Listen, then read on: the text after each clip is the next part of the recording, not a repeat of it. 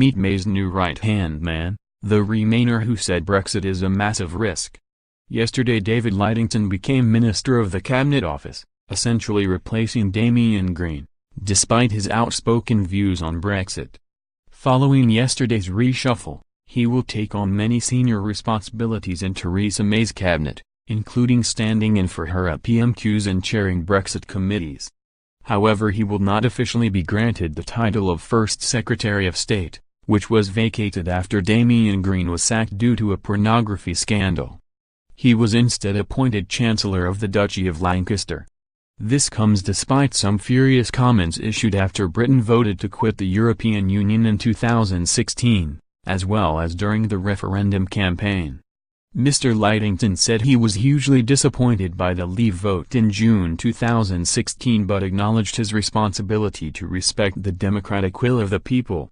Speaking to the Bucks Herald in the immediate wake of the Brexit vote, he said, "Obviously I'm hugely disappointed. My fear is that this decision will do serious harm to our economy and our influence in the world. However, we live in a democracy and this decision has to be respected." The then Minister for Europe said he was disappointed David Cameron had resigned as Prime Minister after the shock result.